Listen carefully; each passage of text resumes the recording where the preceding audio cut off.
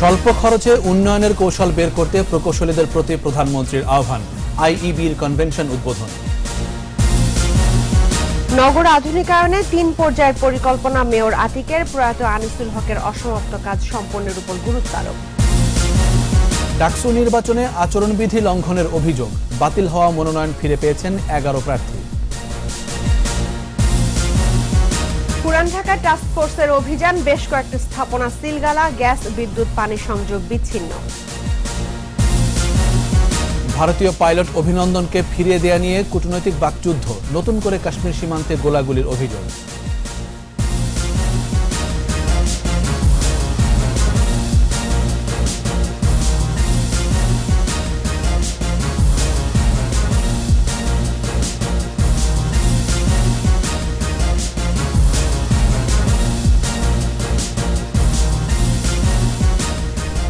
শুনছিলেন first security ইসলামী bank limited সংবাদ শিরোনাম।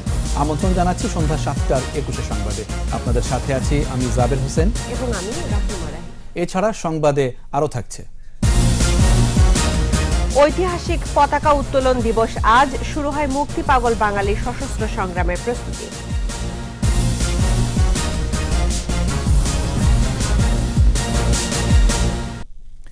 মিতব্যয়ী হয়ে কম খরচে দেশের উন্নয়ন ত্বরান্বিত করার উপায় খুঁজে বের করতে প্রকৌশলীদের প্রতি আহ্বান জানিয়েছেন প্রধানমন্ত্রী শেখ হাসিনা।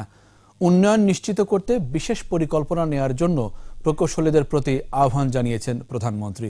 সুষ্ঠু পরিকল্পনার মাধ্যমে প্রতিটি উপজেলায় কৃষি ও শিল্পায়নের সমন্বয় করেই উন্নয়নের লক্ষ্যমাত্রা অর্জন করার কথা বলেন তিনি। এছাড়া চলমান মেগা প্রকল্পগুলো যথাযথভাবে শেষ করারও নির্দেশ দেন শেখ হাসিনা। বিস্তারিত জানাচ্ছেন রিয়াজ সুমন। জাতীয় সঙ্গীতের মধ্য দিয়ে শুরু হয় ইঞ্জিনিয়ার্স ইনস্টিটিউশন বাংলাদেশের ৫৯তম বার্ষিক কনভেনশন।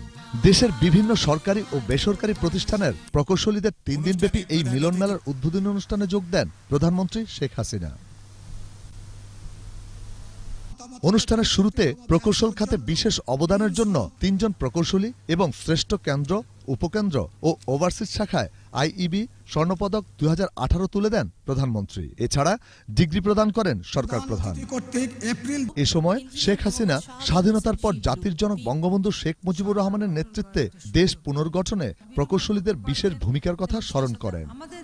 দেশের উন্নয়নে জলবায়ু ও ভৌগোলিক অবস্থান বিবেচনা এবং মাটি ও মানুষের কথা চিন্তা করে মিতব্যয়ী হয়ে প্রকল্প গ্রহণের পরামর্শ দেন প্রধানমন্ত্রী। সবাই তো আর এয়ার কন্ডিশন ব্যবহার করবে না, আর সবসময় এয়ার কন্ডিশন ব্যবহার করাটাও কিন্তু স্বাস্থ্যসম্মত না। নির্মল বায়ুটা পাওয়া হচ্ছে শরীরের জন্য সব থেকে ভালো। তাহলে কিভাবে আমরা সেটা করতে পারি? ভেন্টিলেশনের ব্যবস্থা থাকা দরকার। আমাদের অতিরিক্ত বৃষ্টি হয়, বৃষ্টির ছাড় থেকে যাতে রক্ষা পায় সেদিকে আমাদের দৃষ্টি দেওয়া দরকার। কাজে সেভাবে লক্ষ্য রেখেই কিন্তু আমাদের স্থাপনাগুলি করা। গবেষণার মাধ্যমে নতুন প্রযুক্তি উদ্ভাবনে যত্নশীল হয়ে প্রকৌশলীদের শ্রম ও মেধা দিয়ে দেশের কল্যাণে কাজ করার আহ্বান জানান প্রধানমন্ত্রী। আমাদের অতিরিক্ত বৃষ্টি, আমাদের গরম, আমাদের আর্দ্রতা, আমাদের সবকিছু মাথায় রেখেই আমি মনে করি এই স্থাপনাগুলি করা আমাদের প্রয়োজন, যেটা ঠিক এখন করা হচ্ছে না ওভাবে। আগামীতে আমার মনে হয় যখনই আপনারা প্ল্যান করবেন। কৃষি জমি ও জলধারা সংরক্ষণ করে প্রকল্প প্রণয়নের তাগিদ দেন প্রধানমন্ত্রী। যখন আমরা কোনো একটা প্রকল্প গ্রহণ করি, কারণ প্রকল্প প্রণয়নের সাথে আপনারা অনেকে সম্পৃক্ত থাকেন, সেখানে আপনাদের কাছে আমার বিশেষ অনুরোধ থাকবে যে আমাদের যেমন কৃষি জমি অন্তত যেটা ৩ ফসলি জমি, সেগুলি যেন কোনো মতে নষ্ট না হয়। আমাদের জলাধারগুলি যেন সংরক্ষিত থাকে। সেই সাথে ইতিমধ্যেই আমরা একটা পরিকল্পনাও নিয়েছি আর নির্দেশ দিয়েছি আমাদের প্রতিটি বড় ছোট বড় নদীগুলি ড্রেজিং করে নদীর নাব্যতা বাড়ানো। দেশের মেগা প্রকল্পগুলো যাতে যথাযথভাবে শেষ হয় সে বিষয়ে সজাগ থাকতে প্রকৌশলীদের নির্দেশ দেন প্রধানমন্ত্রী শেখ হাসিনা।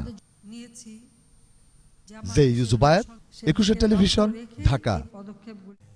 দর্শক, ইঞ্জিনিয়ার্স ইনস্টিটিউশনের ৫৯তম কনভেনশন উদ্বোধন করেছেন প্রধানমন্ত্রী শেখ হাসিনা। এ নিয়ে রিপোর্টটি দেখলেন জুবায়ের কর্তৃক। ঢাকা উত্তর সিটি কর্পোরেশনের প্রয়াত মেয়র আনিসুল হকের অসমাপ্ত কাজ সম্পন্ন করার উপর গুরুত্ব দেবেন বলে জানিয়েছেন নবনির্বাচিত মেয়র আতিকুল ইসলাম। সংবাদ সম্মেলনে সবাইকে সঙ্গে নিয়ে সবার জন্য বাসযোগ্য আধুনিক ঢাকা গড়ার অঙ্গীকার করেন তিনি। এছাড়াও নবগঠিত 18টি ওয়ার্ডের প্রতি বিশেষ নজর দেওয়ার কথা জানান নতুন নগরপিতা। ইবনে নূর শাওনের রিপোর্ট।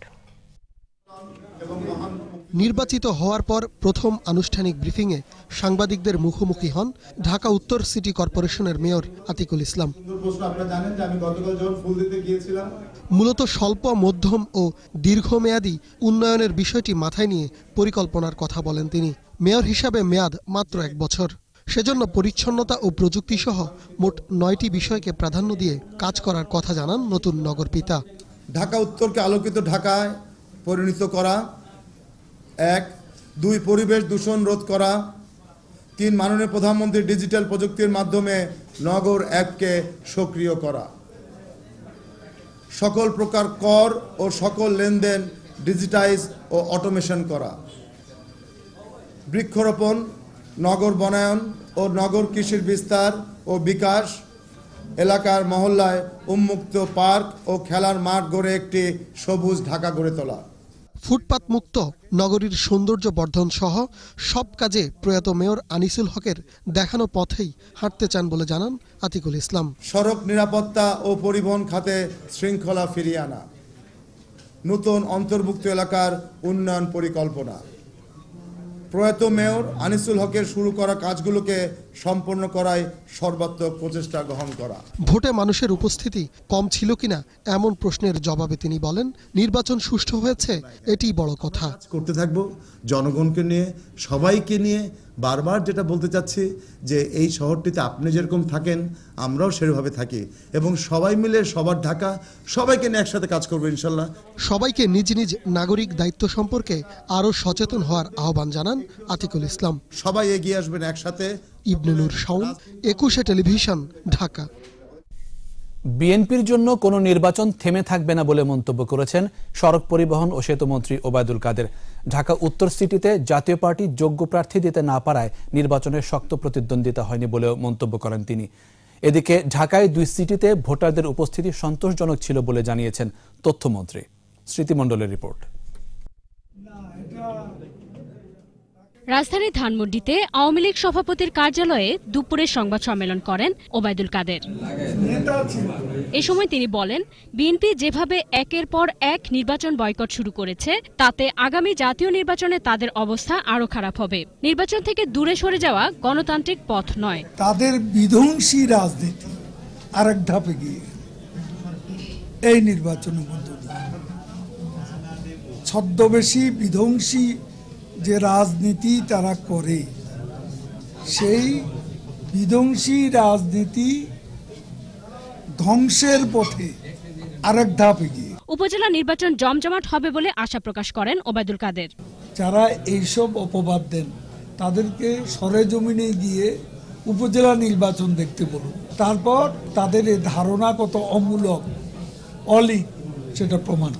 এদিকে প্রবাসী আওয়ামী লীগ নেতাদের সাথে এক আলোচনায় তথ্যমন্ত্রী ডক্টর হাসান মাহমুদ বলেন, বিএনপি জামাত ঐক্যফ্রন্ট জনগণ থেকে বিচ্ছিন্ন হয়ে গেছে। ঢাকায় 2 সিটি নির্বাচনে ভোটারদের উপস্থিতি সন্তোষজনক ছিল উল্লেখ করে তথ্যমন্ত্রী বলেন, গণতন্ত্রের বিজয় হয়েছে। আর এই উপনির্বাচনটা হচ্ছে মাত্র 1 বছরের জন্য জনপ্রতিনিধি নির্বাচিত হচ্ছে। সেখানে শক্ত কোনো প্রতিদ্বন্দ্বী ছিল না, কারণ বিএনপি তো পরাজয়ের ভয়ে আগেই পালিয়ে গেছে। সব মিলিয়ে এরপরও 31% বেশি যে ভোটার উপস্থিতি হয়েছে, এটি শুধু বাংলাদেশের প্রেক্ষাপটে নয়, সমগ্র পৃথিবীর প্রেক্ষাপটে উপনির্বাচন হিসাবে এটি একটি ভালো ভোটার উপস্থিতি, সন্তোষজনক উপস্থিতি। বিদেশে বিএনপি জামাত যেন কোনো ধরনের অপপ্রচার চালাতে না পারে, সেজন্য প্রবাসী নেতাদের সতর্ক থাকার আহ্বান জানান তথ্যমন্ত্রী। তারা বিদেশে বিভিন্ন ইউরোপিয়ান পার্লামেন্ট, বিভিন্ন জায়গায় তারা নানা অপপ্রচার চালাচ্ছে। স্মৃতিমণ্ডল, 21 টেলিভিশন, ঢাকা। ঢাকা বিশ্ববিদ্যালয় ছাত্র সংসদ ডাকসু নির্বাচনে আচরণবিধি লঙ্ঘনের অভিযোগ করেছে বিভিন্ন ছাত্র সংগঠন। এ নিয়ে অভিযোগ করা হলেও কোনো প্রতিকার পাওয়া যাচ্ছে না বলে জানায় ছাত্র সংগঠনগুলো। এদিকে আবেদন করে ডাকসু নির্বাচনে অনেকেই তাদের প্রার্থিতা ফিরে পেয়েছেন। জসিম জুয়েলের রিপোর্ট। অভিযোগ পাল্টা অভিযোগ এবং প্রচারণায় জমে উঠেছে ডাকসু নির্বাচন। প্রার্থীরা ভোটারদের কাছে কাছে যাচ্ছেন, তাদের দাবি এবং অভিযোগ শুনছেন, একই সঙ্গে দিচ্ছেন নানা প্রতিশ্রুতি। প্রার্থীরা অভিযোগ করছেন একটি ছাত্র সংগঠন নির্বাচনী আচরণ লঙ্ঘন করছে, প্রশাসন নীরব ভূমিকা পালন করছে বলেও মন্তব্য তাদের। ছাত্রলীগ মনোনীত বিপি প্রার্থী তার আমরা রঙিন পোস্টার দেখেছি, যেটা কোনো আচরণ বিধির মধ্যে পড়ে না, উনি আচরণ বিধি লঙ্ঘন করেছেন। আমরা সুস্পষ্ট লিখিত অভিযোগ প্রধান নির্বাচন কমিশনার বরাবর আজকে দিব। নির্বাচনকে সুষ্ঠু করার জন্য যে তাগিদ আমরা সেটা দেখতে পাচ্ছি না। আমরা দেখছি যে আচরণ বিধি ভঙ্গ করা হচ্ছে, তাদের বিরুদ্ধে কোনো ব্যবস্থা নেওয়া হচ্ছে না। ঢাকা বিশ্ববিদ্যালয়ের প্রক্টর গোলাম রাব্বানী ডাকসু নির্বাচনে আচরণবিধি মানার বিষয়ে সবার সহযোগিতা কামনা করেন। ভেতরের যে তাগিদ এবং দায়িত্ববোধের জায়গা থেকে আশা করি অনেক বেশি তারা দায়িত্বশীল আচরণ করবেন। এই মুহূর্তে সবচেয়ে বেশি প্রয়োজন সহযোগিতার অবস্থা থেকে সরার চেষ্টা করলে অবশ্যই সেখানে শাস্তি এবং অন্যান্য পন্থা চলে আসবে। ডাকসু নির্বাচনে প্রাথমিকভাবে যাদের প্রার্থিতা বাতিল করা হয় তাদের অনেককেই যাচাই বাছাই করে মনোনয়ন ফিরিয়ে দেওয়া হয়েছে। কিছু স্বতন্ত্র প্রার্থী আমরা দিয়েছিলাম কৌশলগত কারণে, তো তাদেরকে এক প্রকারের আসলে বিভিন্নভাবে হেনস্থা করে হয়রানি করে তাদের দুই একজনের প্রার্থিতা প্রত্যাহার করিয়েছে। এদিকে দলীয় সিদ্ধান্ত বদলে গেলেও বামজোটের জিএস প্রার্থী উম্মে হাবিবা বেনজির মনোনয়ন ফিরে পেয়ে স্বতন্ত্রভাবে নির্বাচন করার ঘোষণা দিয়েছেন। জোট থেকে না পেলে আমি নির্বাচন করব। সুষ্ঠু এবং গ্রহণযোগ্য পরিবেশে ডাকসু নির্বাচনের আশা সাধারণ শিক্ষার্থীদের। জসিম জুয়েল, একুশে টেলিভিশন, ঢাকা। দ্বিতীয় দিনের মতো রাজধানীর পুরান ঢাকা থেকে কেমিক্যাল গুদাম ও কারখানায় উচ্ছেদ অভিযান করেছে টাস্ক ফোর্স। বেশ কয়েকটি কারখানা সিলগালার পর গ্যাস, বিদ্যুৎ, পানি সেবা বন্ধ করে দেওয়া হয়েছে। এদিকে রাজধানীর বকশীবাজারে অবৈধ কারখানার বিরুদ্ধে অভিযানের সময় টাস্ক ফোর্স টিমকে বাধা দেয় স্থানীয়রা। বিস্তারিত আহমদ বাবুর রিপোর্টে। পুরনো ঢাকা থেকে কেমিক্যাল গুদাম ও কারখানা সরানোর জন্য ঢাকা দক্ষিণ সিটি কর্পোরেশনের গঠিত টাস্ক ফোর্সের দ্বিতীয় দিনের অভিযান। এ সময় পুরান ঢাকার বেশ কয়েকটি প্লাস্টিক কারখানা বন্ধ করে দেয়, পাশাপাশি বিদ্যুৎ, গ্যাস ও পানি সহ অন্যান্য ইউটিলিটি সার্ভিস বন্ধ করে দেওয়া হয়। আজকের ব্যবস্থা স্বরূপ তাদের পানি, বিদ্যুৎ এবং গ্যাসের সংযোগগুলো বিচ্ছিন্ন করে দিয়েছি এবং এর মাধ্যমে তাদেরকে আমরা অনুরোধ করেছি যেন তারা তাদের কারখানাগুলোকে নিরাপদ স্থানে সরিয়ে নিয়ে যান। হাইড্রোজেন গ্যাস ইভলভ করে, হাইড্রোজেন ক্লোরাইড গ্যাস যখন বের হয় তখন এটা কি করে, অনেক বেশি সাফোকেশন তৈরি করে। এর ফলে মানুষটা হয়তো ভিতরে আছে, এই আগুনে সে বের হয়ে যেতে পারে, কিন্তু দম বন্ধ অবস্থার কারণে সে ওখানে দুর্বল হয়ে মারা যেতে পারে। আবাসিক এলাকায় যেন কোনো ধরনের কেমিক্যাল কারখানা না থাকে সেই দাবি জানিয়েছেন স্থানীয়রা। সুষ্ঠু ব্যবস্থাপনা মাধ্যমে বন্ধ হয়ে যেতে চাই আমরা। অবশ্যই কেমিক্যাল কারখানা তো থাকা উচিত না। আমরা কেমিক্যাল কোনো ব্যবসা ঢাকা শহরে পুরান টাউনে আমরা দেখতে চাই না। কারখানা মালিকরা বলছেন এই সিদ্ধান্তে বেকার হয়ে পড়বে হাজার হাজার শ্রমিক। কর্মচারী খাটতেছে, তাদের পেট চলতেছে, এটা দিয়ে আমরাও ডাইল ভাতের পয়সা এখান থেকে পাইতেছি। এখন এটা নিয়ে আমরা কোথায় যাব? 2 লাখ 3 লাখ টাকা প্রতিটা কারখানার লোন আছে, কিন্তু আপনারা আইসাই কাইটা দিতেছেন, আইসাই সিল মেরে দিতেছেন। এটা কি ধরনের পদক্ষেপ? এদিকে বকশীবাজারে টাস্ক ফোর্সের অভিযানে বাধা দেয় স্থানীয়রা। পরে ঢাকা দক্ষিণ সিটি কর্পোরেশনের মেয়র এসে পরিস্থিতি নিয়ন্ত্রণ করেন, বলেন সবার সহযোগিতা নিয়ে কেমিক্যাল কারখানা সরানো হবে। মহানগর বিএনপির একজন নেতা এই বিভ্রান্তিটুকু ছড়িয়েছিলেন, আমরা এসে এই বিভ্রান্তিটা নিরসন করেছি। যেখানেই কেমিক্যাল গুদামগুলো আছে, এই কেমিক্যাল গুদামগুলোকে আমরা প্রথমে ঝুঁকিপূর্ণ হিসেবে চিহ্নিত করছি। এই ঝুঁকি হ্রাস করবার জন্যে ওই কেমিক্যাল গুদাম থেকে আপনার ইউটিলিটি কানেকশনগুলো আমরা ডিসকানেক্ট করে দিচ্ছি। আহমদ বাবু, একুশে টেলিভিশন, ঢাকা। এবার আমাদের সাপ্তাহিক আয়োজন সোশ্যাল ইসলামী ব্যাংক লিমিটেডের সৌজন্যে একুশের চোখ।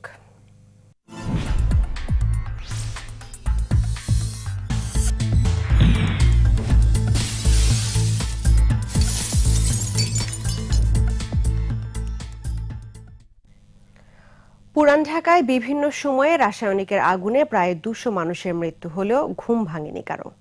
এত মৃত্যুর পরও গত 10 বছরেও কেন সরেনি কেমিক্যালের কারখানা ও গোডাউন? এই প্রশ্নটি এখন সামনে চলে এসেছে। যথারীতি এই মৃত্যুর দায়ও নেয় না কেউ। অনুসন্ধানে বেরিয়ে এসেছে পুরান ঢাকায় যে পরিমাণ কেমিক্যালের কারখানা ও গোডাউন, তাতে বলাই যায় বোমার উপরেই ওই এলাকার বাসিন্দাদের বাস। কর্তৃপক্ষ বলছে কেমিক্যাল সরানোর কার্যক্রম শুরু হয়েছে। আরো জানাচ্ছেন সাইদুল ইসলাম। প্রায় 400 বছরের পুরনো শহরের এই অংশটি মূলত পাইকারি ব্যবসার প্রাণকেন্দ্র। গিঞ্জি এলাকায় আবাসিক ভবনেই আছে কেমিক্যাল সহ বিভিন্ন পণ্যের গুদাম। এখানে ঝুঁকিপূর্ণ প্রায় 200 ধরনের রাসায়নিক দ্রব্যের মজুদ রয়েছে। পুরান ঢাকার এসব গুদামে রয়েছে glycerin, sodium anhydrous, sodium thiosulphate, hydrogen peroxide, methyl ethyl, ketone thinner সহ রাসায়নিক দাহ্য পদার্থ। 2010 সালের 3 জুন ভয়াবহ আগুন গুদাম আর বাসাবাড়িতে ছড়িয়ে পড়লে প্রাণ হারায় 124 জন। এর পরপরই স্বরাষ্ট্র মন্ত্রণালয় কেমিক্যাল ও দাহ্য পদার্থ সরানো সহ দুর্ঘটনা রোধে 17 দফার সুপারিশ করে, কিন্তু গেল 10 বছরে বাস্তবায়ন হয়নি একটিও। পুরান ঢাকা এখন যে মৃত্যুপুরী এর প্রমাণ গত 20 ফেব্রুয়ারি রাতে চকবাজারের চুরিহাট্টায় আগুনের লেলিহান শিখা মুহূর্তেই কেড়ে নেয় 67টি তাজা প্রাণ। ট্র্যাজেডির পর শুরু হয়েছে গোডাউন সরানোর কার্যক্রম, তবে এটি কতটা সফল হবে সে প্রশ্ন থেকেই যায়। তবে পুরান ঢাকায় ব্যবসা করার ঠুনকো যুক্তিও দেখান কেউ কেউ। একটা কাউন্সিল গঠন করা হোক, তারা এটা দিক নির্দেশনা দিক, কোথায় কোথায় মজুত করা যাবে, কোথায় রাখতে হবে, সেভাবে তাহলে আমরা ব্যবসায়ীদেরকে উদ্বুদ্ধ করতে পারবো। পুরান ঢাকার 80% বাড়ির নিচতলায় বিভিন্ন বিপজ্জনক দাহ্য রাসায়নিক কারখানা ও গুদাম রয়েছে বলে জানিয়েছে টাস্ক ফোর্স। যাদের বাড়িতে গুদাম থাকবে, সেটা যে ধরনের পদার্থের গুদামই হোক বা কারখানা থাকবে, আবাসিক এলাকা থেকে তাদেরকে সরিয়ে নিতে হবে। পুরান ঢাকা থেকে সব কেমিক্যাল গোডাউন ও কারখানা সরানো হবে বলে জানান দক্ষিণ সিটির মেয়র। সমস্ত ধরনের ঝুঁকিপূর্ণ কেমিক্যাল অপসারণের মধ্য দিয়ে নাগরিকদের জান মালের নিরাপত্তা নিশ্চিতের বিধান করবেন। স্থানীয়দের দাবি অভিযান শেষে আবারও যেন কেমিক্যাল গোডাউন গড়ে না ওঠে। সাইদুল ইসলাম, 21 টেলিভিশন, ঢাকা। দর্শক, এ নিয়ে বিস্তারিত প্রতিবেদন থাকছে রাত 10টায় 21-এর চোখ অনুষ্ঠানে, দেখার আমন্ত্রণ রইল। নিচ্ছি ইসলামী ব্যাংক বিরতি, যখন ফিরছি তখন অন্যান্য খবরের সঙ্গে আরো থাকছে। দেশ জুড়ে অভিনব কায়দায় প্রতারণা, র্যাবের অভিযানে সংঘবদ্ধ চক্রের 22 জন আটক।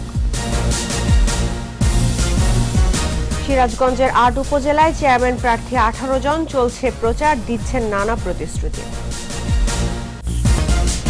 আবার আমন্ত্রণ সন্ধ্যা 7টার 21 সংবাদে। দুর্নীতির দেশকে সোনার দেশ হিসেবে গড়ে তুলেছেন প্রধানমন্ত্রী শেখ হাসিনা।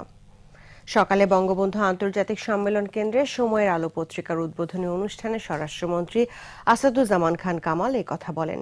এ সময় নতুন প্রজন্মকে মাদক থেকে দূরে সরে থাকার আহ্বান জানান স্বরাষ্ট্রমন্ত্রী। মাদকের ক্ষেত্রে জিরো টলারেন্স থাকবে বলেও জানিয়েছেন তিনি।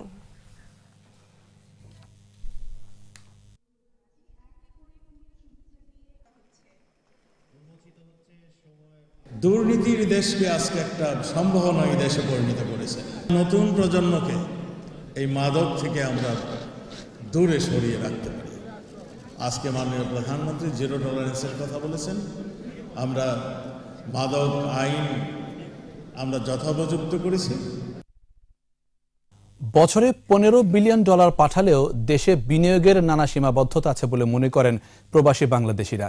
তবে শ্রমিকদের দক্ষতা বাড়ানো গেলে রেমিটেন্সও বাড়বে বলে জানান এফবিসিসিআই সভাপতি। বাংলাদেশে কর্পোরেট বিনিয়োগ বেশ লাভজনক মন্তব্য করে পরিকল্পনা মন্ত্রী এবং বাংলাদেশ বিনিয়োগ উন্নয়ন কর্তৃপক্ষের চেয়ারম্যান প্রবাসীদের জন্য নেয়া সরকারের নানা প্রকল্পের কথা তুলে ধরেন। তৌহিদুর রহমানের রিপোর্ট। বিশ্বের 157টি দেশে কর্মরত প্রবাসীরা বাংলাদেশের উন্নয়নে গুরুত্বপূর্ণ ভূমিকা রেখে যাচ্ছেন।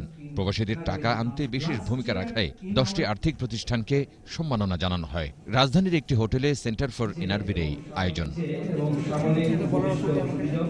অর্থনীতিকে শক্তিশালী করতে প্রবাসীদের ভূমিকার কথা তুলে ধরেন বক্তারা। যারা রেমিটেন্স পাঠাবে তাদের রেমিটেন্স পাঠানোর ফিসটা লাগবে না, এটা সরকার ব্যবস্থা করবে, কিন্তু এটি এখন পর্যন্ত কার্যকর হয় না। আমাদের যে ন্যাশনাল আইডি, এই আইডিটা প্রবাসী অনেকের কাছে নাই। এই কাজটা আমরা এনআইডি প্রজেক্টের যিনি আছেন দায়িত্বে তাকে সহ আমরা বিভিন্ন জায়গায় যাচ্ছি। অন্য যারা মাইগ্রেন্ট ওয়ার্কার্স পাঠায়, আমাদের এই পরিমাণ লোক পাঠিয়ে এত কম পয়সা, রিয়েলি নাথিং। এই জায়গাটিতে বাংলাদেশ সরকার ইতিমধ্যে কতগুলো পদক্ষেপ নিয়েছে। কর্পোরেট বিনিয়োগে বাংলাদেশ পৃথিবীর সবচেয়ে লাভজনক এই মন্তব্য করে বিডা চেয়ারম্যান প্রবাসীদের দেশে বিনিয়োগ করার আহ্বান জানান। এক্ষেত্রে সীমাবদ্ধতা দূর করার দাবি জানান প্রবাসীরা। ইউকের জনগণের পক্ষ থেকে আপনি যে বায়োমেট্রিক ভেরিফিকেশন কাজটি আরম্ভ করছেন, এটা যদি ইউকে থেকে আরম্ভ করেন তাহলে আমরা যারা থার্ড জেনারেশনের ইউকের রেসিডেন্ট আছি, আমরা আরো এনকারেজ করবো এই দেশে আরো বৃহৎ আকারে ইনভেস্ট করার জন্য। It's a huge possibility of portfolio investment in this country, and luckily for us, we are developing our capital market. Shenzhen and Shanghai Stock Exchange already here. প্রবাসীদের জন্য নেয়া নানা উদ্যোগের কথা জানান পরিকল্পনা মন্ত্রী।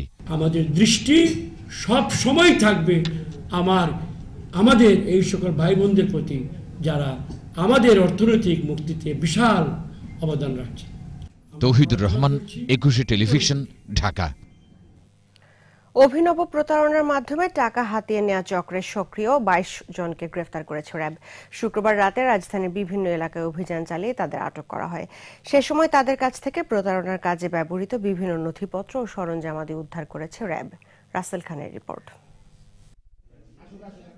শুক্রবার রাতে রাজধানীর মিরপুর, দারুসালাম, উত্তরা, রামপুরা এলাকায় অভিযান চালিয়ে প্রতারক চক্রের 22 সদস্যকে গ্রেফতার করে র্যাব। তাদের কাছ থেকে উদ্ধার করা হয়েছে প্রতারণার কাজে ব্যবহৃত বিভিন্ন নথিপত্র ও সরঞ্জামাদি। অভিনব কায়দায় প্রতারণার এই তথ্য জানাতে র্যাবের এই সংবাদ সম্মেলন। র্যাব জানায় চক্রটি সাব ব্রোকার, ব্রোকার ও ম্যানেজার সহ কয়েকটি স্তরে ভাগ হয়ে জনসাধারণের সাথে প্রতারণা করে। র্যাবের জিজ্ঞাসাবাদে প্রতারণার কৌশল স্বীকার করেছে চক্রের সদস্যরা। যারা বিভিন্ন সময় বিভিন্ন ব্যক্তি প্রতিষ্ঠানের কাছ থেকে প্রতারণার মাধ্যমে যে সকল তথ্য পেয়েছি, অ্যারাউন্ড 100 কোটি টাকার মতন তারা ইতিমধ্যে আত্মসাৎ করেছে। র্যাব জানায় অবসরপ্রাপ্ত সরকারি কর্মকর্তা, কর্মচারী সহ আর্থিকভাবে সচ্ছল ব্যক্তিরাই তাদের প্রধান টার্গেট। অফিস কাঠামো তারা তৈরি করেছে। অফিস কাঠামোর মধ্যে বিভিন্ন লেয়ার আছে। সাম্প্রতিককালে কারা অবসর গ্রহণ করেছে, সরকারি বেসরকারি বিভিন্ন প্রতিষ্ঠানে যারা ভালো অবস্থানে ছিল তারা অবসর কখন করছে সে ব্যাপারে বিভিন্ন যে টেলিফোন ডাইরেক্টরেট আছে, বিভিন্ন জায়গায় যারা কাজ করে তাদের কাছ থেকে এই তথ্যগুলি নেওয়া। গ্রেফতারকৃতদের নামে বিভিন্ন থানায় মামলা রয়েছে বলেও জানায় র্যাব। এই 22 জনকে গ্রেফতার করা হয়েছে। এদের মধ্যে অনেকেই বিভিন্ন সময় বিভিন্নভাবে বিভিন্ন সংস্থা কর্তৃক গ্রেফতারকৃত হয়েছে। রাসেল খান, 21 টেলিভিশন, ঢাকা। এবার আমাদের বিশেষ আয়োজন উপজেলায় ভোট।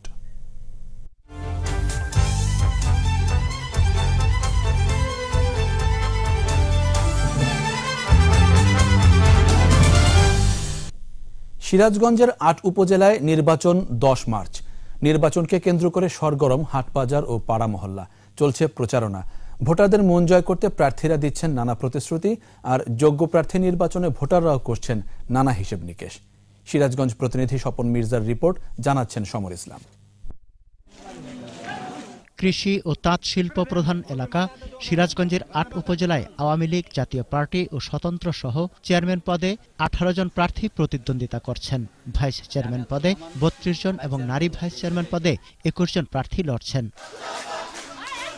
এরই মধ্যে প্রার্থীরা চষে বেড়াচ্ছেন নিজেদের নির্বাচনী এলাকা। নিজেদের পক্ষে টানতে ভোটারদের দিচ্ছেন নানা প্রতিশ্রুতিও। চৌম্বকর একটা পরিবেশ আছে এখানে। আমাকে জনগণের সাথে সম্পৃক্ত, জনগণের ডাকেই আমি সাড়া দিয়েছি। আমি সর্বাত্মক চেষ্টা করব যাতে এই নদীতে, যাতে এই চোয়ালের একটা মানুষের ভিটেও যাতে নদী গর্ভে বিলীন না হয়। আগামী 10 তারিখের নির্বাচনে ইনশাল্লাহ ভাইস চেয়ারম্যান হিসেবে বিজয়ী হব। পিছিয়ে নেই নারী প্রার্থীরাও, সমান তালে চালাচ্ছেন প্রচারণা। জনগণ আমাকে ভোট দিলে আমি নারীদের জন্য কাজ করব। এদিকে সৎ এবং এলাকার সামগ্রিক উন্নয়নে কাজ করবেন এমন প্রার্থীকে বেছে নেওয়ার কথা জানায় ভোটাররা। যারা এই তাঁতকে নিয়ে চিন্তা ভাবনা করবে এবং তাঁতিদেরকে নিয়ে চিন্তা ভাবনা করবে, আমরা তাদেরকে ভোট দেব। আমাদের কাজ যে করবো আমরা তাদেরকে ভোট দেব। দল মত ঊর্ধ্বে থেকে যে আমাদের শহরকে আধুনিক শহর হিসেবে রূপান্তরিত করতে পারবে, আমরা এরকম একজন প্রার্থী নির্বাচন চাচ্ছি। আমরা রিলিফ চাই না, বাত মাত চাই না, আমরা আমাদের প্রাণের দাবি এনায়েতপুর উপজেলা। জেলার 11 উপজেলার মধ্যে সদর, উল্লাপাড়া ও কাজীপুরে আর কোনো প্রার্থী না থাকায় চেয়ারম্যান পদে আওয়ামী লীগের 3 প্রার্থী এবং ভাইস চেয়ারম্যান পদে শাহজাদপুর ও উল্লাপাড়ায় আওয়ামী লীগ সমর্থিত 4 জন বিনা প্রতিদ্বন্দ্বিতায় নির্বাচিত হয়েছেন। সমর ইসলাম, 21 টেলিভিশন। এবার আমাদের বিশেষ আয়োজন উত্তাল মার্চ।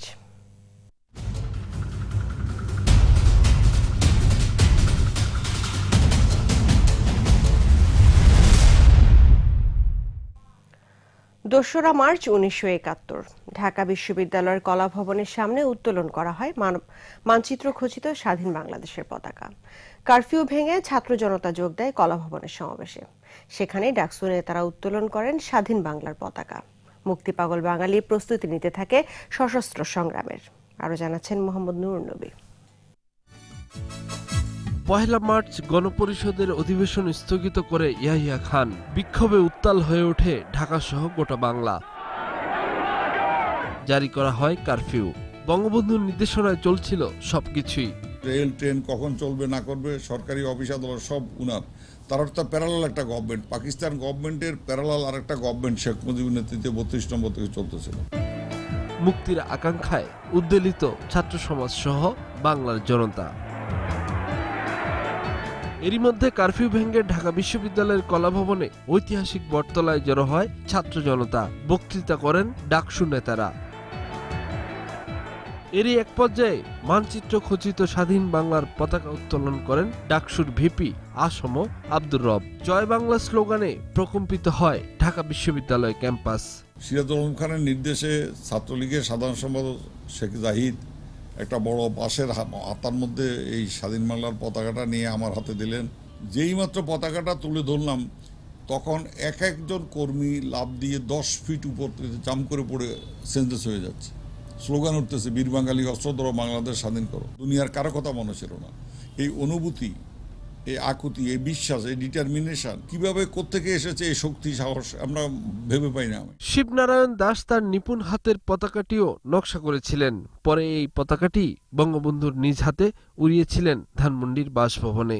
এই পতাকাটার 3টা ঐতিহাসিক বিষয় রয়েছে। যারা এটার আর্কিটেক্ট, ডিজাইনার, যারা এটা করিয়েছেন, তারা ছাড়া অন্যদের জানার কথা না। মানচিত্র ছিল বোটল গ্রিন, কালচে সবুজ। বাংলাদেশের কোনো গাছ পাতা এগুলির রং পাকিস্তানি পতাকার মতো সবুজ না, এটা হলো কালচে সবুজ। লাল হলো, এটা হলো খুনি লাল, রক্ত দিয়ে স্বাধীনতা অর্জন করতে হবে। আর মধ্যখানে বাংলাদেশের মানচিত্র খচিত, এটা হলো আমাদের পাটের রং, গোল্ডেন, সোনালী। ছাত্র জনতা সেদিন যে পতাকাটি উড়িয়েছিল তার কখনোই নামাতে পারেনি পাকিস্তানি শাসক গোষ্ঠী। এই পতাকায় প্রেরণা যোগায় মুক্তির। 9 মাসের সশস্ত্র সংগ্রামে পতাকার সাথে বাঙালি পায় স্বাধীন সার্বভৌম বাংলাদেশ। 2 মার্চ পতাকা উত্তোলনের মধ্য দিয়ে বাংলাদেশের স্বাধীনতা অনিবার্য হয়ে পড়ে, আর পিছনে ফেরার কোনো রাস্তা ছিল না। মোহাম্মদ নুরুন নবী, 21 টেলিভিশন, ঢাকা। নিচ্ছি ইসলামী ব্যাংক বিরতি। যখন ফিরছি তখন অন্যান্য খবরের সঙ্গে আরো থাকবে জাটকা সংরক্ষণ, 2 মাস মেঘনা অববাহিকায় মাছ ধরার উপর নিষেধাজ্ঞা, টহল জোরদার। সিরিয়ায় আইএস নিয়ন্ত্রণাধীন সর্বশেষ গ্রামের চূড়ান্ত অভিযান, সরিয়ে নেওয়া হয়েছে প্রায় 20,000 মানুষকে। আমন্ত্রণ আবারও সন্ধ্যা 7টার 21 সংবাদে। জাটকা সংরক্ষণে 2 মাস মেঘনায় সব ধরনের মাছ ধরা নিষিদ্ধ করা হয়েছে। মৎস্য বিভাগ জানিয়েছে, এ সময়ে জাটকা রক্ষা করা গেলে মৌসুমে ইলিশের উৎপাদন বাড়বে। জেলেরাও মাছ ধরা থেকে বিরত রয়েছেন। লক্ষ্মীপুর প্রতিনিধি জান্নাতুল ফেরদৌস নয়নের সহায়তায় আরো জানাচ্ছেন রাশেদুল আলম রাসেল। ইলিশের উৎপাদন অভয়ারণ্য মেঘনা অববাহিকা। এ মৌসুমে জাটকা সংরক্ষণে মার্চ ও এপ্রিলে মেঘনায় মাছ ধরার উপর নিষেধাজ্ঞা আরোপ করা হয়েছে। এর ফলে বাড়বে ইলিশের উৎপাদন। সরকারের আদেশ মেনে নদীতে মাছ শিকার বন্ধ রেখেছেন লক্ষ্মীপুরের জেলেরা। যদি আরো কঠোরভাবে পরিচালনা করে তাহলে এবার ভালো মাছ যেরকম পাইছে, আগামীতে আশা করি দেশে আরো ভালো মাছ হবে। সরকার অভিযান দিচ্ছে, আমরা জেলেরা নদীতে জাল ফালাই দিছি না। সরকারের অভিযান মানি, আমরা জাটকা মাছ ধরি না, আমরা জেলে বাইদা লোক, আমরা নদীতে থাকি, আমরা কোনো কাজ নাই। কমলনগর এবং রামগতির জেলেপল্লীর পরিবারগুলোর অলস সময় কাটছে। মাছ ধরা বন্ধ, বন্ধ আয় রোজগার। আওলাদ বরাত নিয়ে খাইতেছি, খরচ করি ব্যবসার উপরে নিয়ে খাইতেছি, কিস্তি আছে কিস্তির উপরে নিয়ে খাইতেছি। যদি সরকার আঙ্গ চাল ডাল দিত আঙ্গ সুবিধা হইতো। জেলায় প্রায় 65,000 জেলে রয়েছে। এদের মধ্যে নিবন্ধিত 45,771 জন। এদের সবাই মেঘনায় মাছ শিকার করে জীবিকা নির্বাহ করেন। গত বছর 37,326 জন খাদ্য সহায়তা পেয়েছেন। মৎস্য বিভাগ বলছে, জাটকা সংরক্ষণ মৌসুমে বরাদ্দ পেলেই জেলেদের খাদ্য সহায়তা দেওয়া হবে। চাঁদপুরের 7 নং থেকে আলেকজান্ডা পর্যন্ত এই 100 কিলোমিটার মার্চ এপ্রিল এই 2 মাস সকল প্রকার মাছ ধরা বন্ধ থাকে। তো আমরা এই অবশ্রমে মাছ ধরা বন্ধ রাখার জন্য জেলায় 25,947 জনকে প্রতি মাসে 24 কেজি হারে খাদ্য সহায়তা পাবে। রাশেদুল আলম রাসেল, 21 টেলিভিশন। এবার বিআরবি কেবলস ব্যবসা বাণিজ্যের খবর।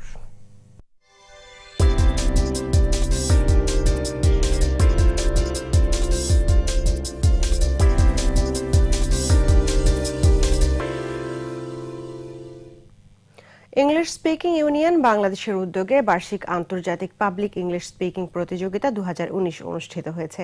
সকালে মিরপুর সেনানিবাসে বাংলাদেশ ইউনিভার্সিটি অফ প্রফেশনালসের কনফারেন্স হলে প্রতিযোগিতার চূড়ান্ত পর্বে প্রধান অতিথি ছিলেন lieutenant general Mohammad Shafiqur Rahman, chief of general staff, Bangladesh সেনাবাহিনী। অন্যদের মধ্যে উপস্থিত ছিলেন ফার্স্ট সিকিউরিটি ইসলামী ব্যাংকের ব্যবস্থাপনা পরিচালক সৈয়দ ওয়াসেক মোহাম্মদ আলী। 2009 সাল থেকে বাংলাদেশে আয়োজিত এই বার্ষিক প্রতিযোগিতায় এবার 16 থেকে 20 বছর বয়সী 40 শিক্ষার্থী অংশ নেয়। আয়োজনের স্পন্সর ছিলেন ফার্স্ট সিকিউরিটি ইসলামী ব্যাংক লিমিটেড।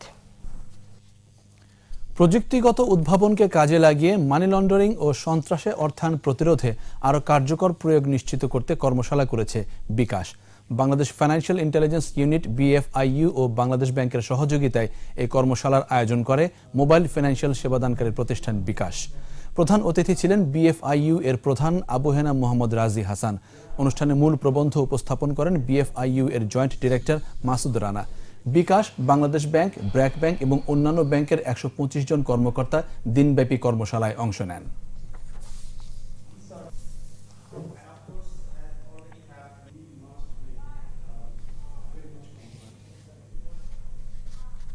আর এরই সঙ্গে শেষ করছি সন্ধ্যা 7টার 21 সংবাদ। তবে যাবার আগে ফার্স্ট সিকিউরিটি ইসলামী ব্যাংক লিমিটেড সংবাদ শিরোনামগুলো জানাবো আরও একবার।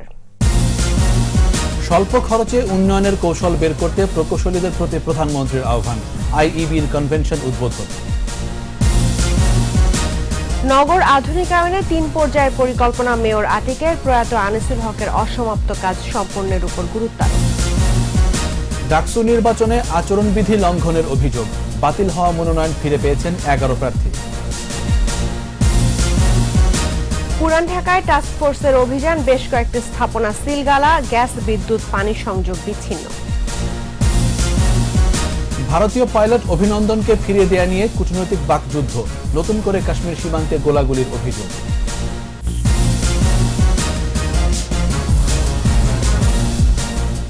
একুশে টেলিভিশনের সর্বশেষ খবর জানতে ডায়াল করুন 2021 নম্বরে আর ভিজিট করুন 21-tv.com এই ওয়েবসাইট। এছাড়া ফেসবুকে লগ ইন করতে পারেন facebook.com/2124 অনলাইনে। এতক্ষণ সঙ্গে থাকার জন্য ধন্যবাদ। আমাদের পরবর্তী সংবাদ রাত 9টায় দেখার আমন্ত্রণ রইল। 21-এর সঙ্গেই থাকুন। ধন্যবাদ সবাই।